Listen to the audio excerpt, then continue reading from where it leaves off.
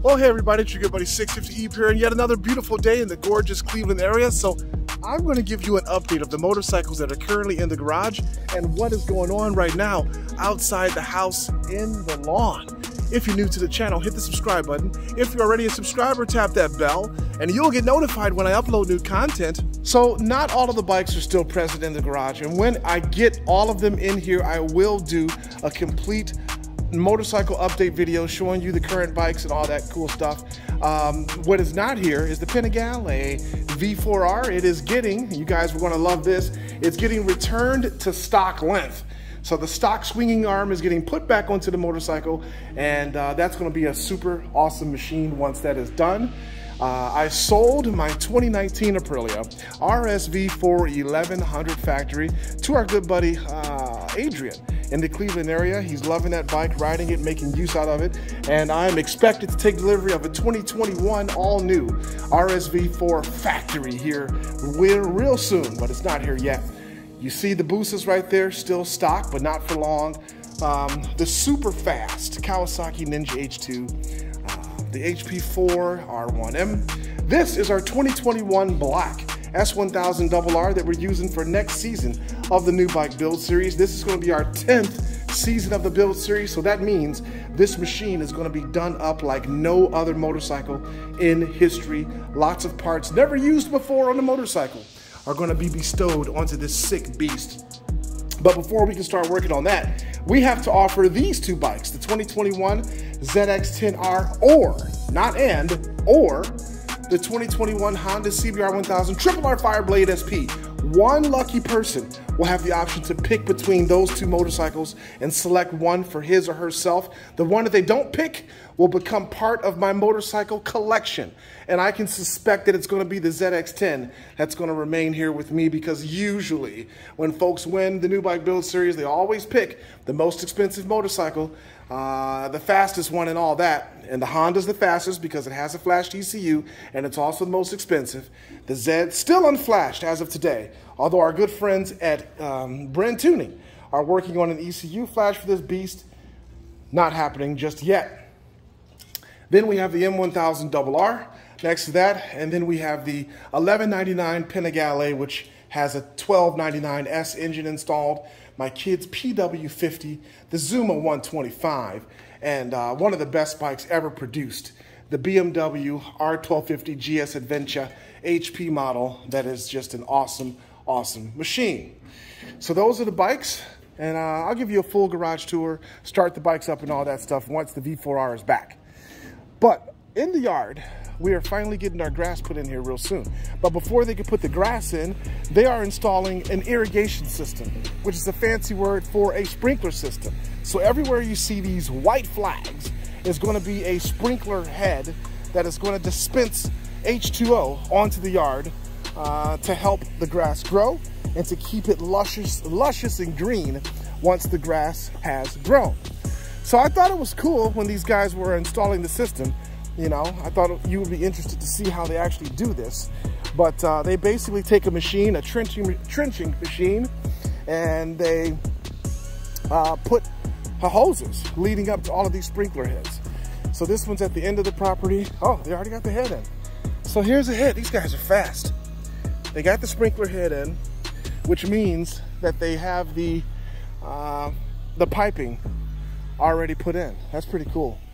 This wood, my neighbor John is going to, I'm going to get rid of that filthy tire, but that wood, he's going to burn it up for bonfires. Behind here, guys, is some of the most gracious and awesome piece of land that we could imagine, which is why we paid extra money for this lot that our home sits on right now, so that we could have access to what is behind us. My good buddy John that lives right there carved out a path, if you would, for motorcycles, you know, for dirt bikes or for trials bikes. And he took me back out there last week on his trials bike, and I went on the course, and it was amazing. Made a video of it. I'll put it on the channel if you guys want to see it here real soon. And then I will be back there. I'm working with our good friends at Yamaha to get some sort of dirt bike so that I can utilize all of that awesomeness back there. Oh, the control unit.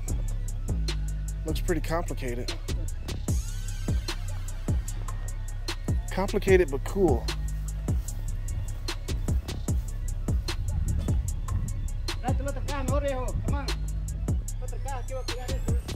Can somebody translate and tell me what he just said, please? One of my Spanish speakers. What did that gentleman just say? 2 weeks later, you can see the lawn is growing in just great. Thanks to that awesome irrigation system. Each one of these flags is where a sprinkler head resides. But we still have a little bit more growth to do.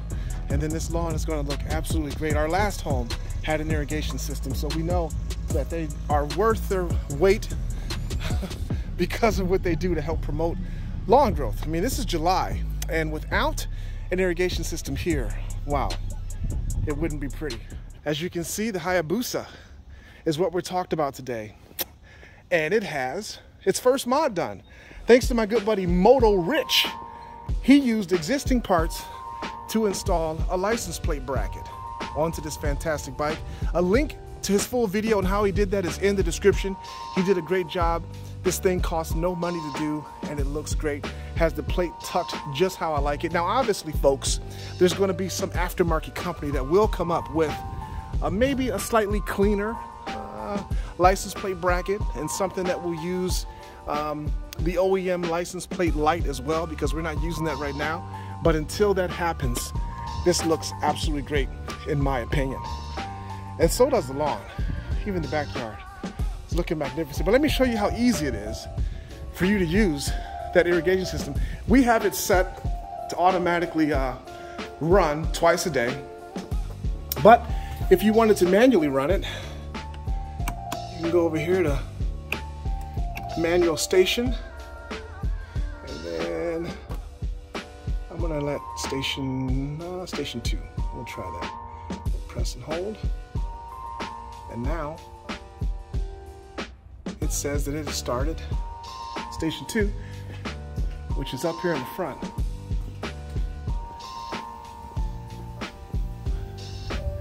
I don't see anything. Oh, there it is. Okay, so station 2 is the tree lawn.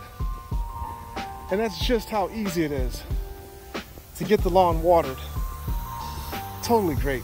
And that's pretty much how this grass, this lawn, has grown in just a matter of 2 bloody weeks in the hot 100-degree temperatures when we didn't really have much rain at all until recently.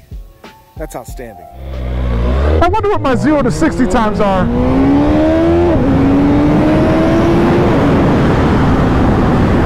On Big Bertha. I'm sure, even in stock form, it's pretty fast. I'm gonna have to hook my draggy up to the bike. Yeah, we'll do that. Next video, we'll hook the draggy up to the Big Bad Busa, and we'll see what my times are before we go ahead and start really modifying this thing with performance mods. The awesome license plate mod that MotoRich did is amazing, but obviously it doesn't add any performance to the motorcycle. But the question is, does this bike really need all that? I mean, the darn thing has exceptional brakes. It has brilliant, super fast, linear, smooth throttle acceleration. Okay, so let's talk about something. You know what? I'm going to make a separate video about that too. I'm going to make a separate video comparing this bike to my stupid fast, blocked out Kawasaki Ninja H2. Even with its current, 323 horsepower on pump fuel, 351 horsepower on oxygenated racing fuel, that bike is so different than this Hayabusa in many, many ways that it warrants its own video to discuss it. So stay tuned for that. But this thing just handles great. I have traction control off, but I mean, you can pin the throttle on this thing and just watch this thing and feel this thing accelerate and drive out. And even cornering and stuff like this, if you want to call this cornering, I mean, this is the best I can give you from my neck of the woods. The Busa does it very well. Does it very well. Now, these bumps that usually torture me when I'm doing my reviews on this very same road feel like nothing when riding the Busa.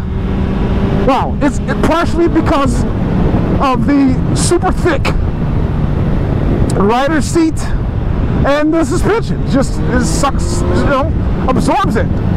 No big deal. And that's why this Busa is a great motorcycle for taking trips, long trips. And that's why yet another video coming to the channel on the Busa is 24 hours with my Busa. I actually rode this bike for 24 complete hours. Well, stopping for fuel, stopping for lunch, stopping to poop. But aside from that, I rode it for 24 hours. You're going to enjoy that content too, because it was pretty nice. But what we're really going to enjoy, after all that's said and done, is when parts for this motorcycle start to trickle in. For when our good buddy Brock's Performance, my big bald buddy Brock, when he gets his outstanding CT Megaphone full titanium exhaust available for this 3rd gen Busa, it's going to be absolutely epic. Now, I really do enjoy riding this bike in quiet mode with both its, huge machine gun Kelly silencers on the back. Machine Gun Kelly's from Cleveland, by the way. I don't know if you knew that. But I enjoy it. But, unfortunately cars can't hear me. And that's a problem, because this thing is so fast, so nimble, and so stealth-like with its amazing colorway that you really do want to be had when cruising the filthy, disgusting streets. Yeah. My favorite road over there is off limits, so we take a detour.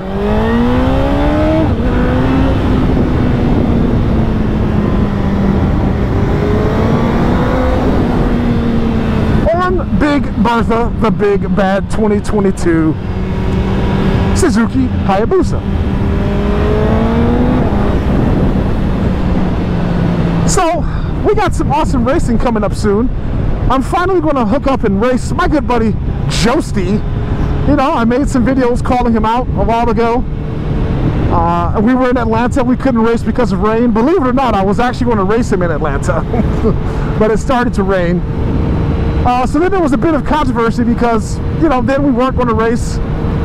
But I decided, you know what, I'll race the kid. Why not? I have nothing to lose. Win or lose, I'm still winning, in the game of life. So why not race my son, Josty, to give him the opportunity, like every kid wants to do, to slay their papa. He might be able to do that, or we might revert back 23 years, and I might have to turn him on his backside and spank him, like I did before. We'll see. But it's also going to be amazing content that you're going to want to view. I wish somehow we can get a pay-per-view contract before that race, but we're not quite there yet. Now, there are some people that I will absolutely never race and never deal with because they're poor sports, they're poor representatives of the motorcycling community. These are people that call me names via Al Gore's internet and their heroic, courageous keyboards. And they do this for no reason, because obviously you really don't have a reason to dislike 650 Ebe. One guy doesn't like me because he says I cheat in all of my races. That's why he doesn't like me. Now keep in mind, I've never raced him, but because he thinks I cheat in some of my races, all of my races in his opinion, he doesn't like me, calls me foul names, makes posts about me and blah blah blah, and then has the audacity to say, well, let's race. No, we're not going to race. You're not going to be seen on my channel to increase your presence and things of that nature, because you're just you're not a train, but you're just not a nice human being. But that is a train coming at probably a slow pace, wailing on the horn as if people don't know we can't see the gates. And yeah, there's the train. He's wearing a mask. Cuyahoga Valley. That's not even a freight train. That's some kind of passenger train that comes through here. I tell you, there's not too many people on it. It's going so slow, I feel almost compelled to try to jump on it. Maybe I can. But then what would I do with the Busa? All right. But I wonder if I could. Who would take my Busa? Well, somebody would take my Busa. But would I get the Busa back? That's the question. And I don't want to risk that. So I won't be hopping on that train today. But In a later video, I've got all these videos lined up for you. I am going to hop on a train and go somewhere. I don't know where. I mean, I'll try to look up the routes and see where the train is going to take me, but I'm going to jump on a train, and then I'm going to reach out to one of you guys to perhaps pick me up from wherever the train takes me and get me back into civilization. Would you guys do that for me? Is that asking too much? I don't think so. My good buddy Super H2 is a train engineer. He has a remarkable job where he works on trains and does really, really cool things for these trains. He gets sent all over the country because he has a certain skill set to work on those trains. A lot of my good buddies that you've seen in my videos have remarkable, interesting, and great jobs. So I'm going to start a video series showing you what these men and women do for a living, because I find it interesting, and I think you will too. Alright guys, well, I hope you enjoyed this video. I'm going to head up to State 8 Motorcycles and check on the decal for this bike, because as I mentioned, my good buddy Lamb Chop rides. I enjoy watching his videos. He had possession of a Hayabusa for a very long time. It was a loaner bike, and the bike had a decal on it, and it looked amazing. I want that decal on my bike. So that's that. If you're new to the channel, hit the subscribe button. If you're already a subscriber, tap that bell so you'll get notified when I upload new content, which is quite regularly. I'm trying to stick to a schedule twice a week. I mean, I have enough motorcycles to keep you entertained, but sometimes the weather, in this case it's been raining for days and days, prevents me from getting out on these motorcycles and producing content for your viewing pleasure. So please forgive me if I don't upload as advertised. Trust me, it will happen. Alright folks, thanks for viewing the video. I'm behind another car again, and I'm not gonna do anything. I'm just gonna take it like a man.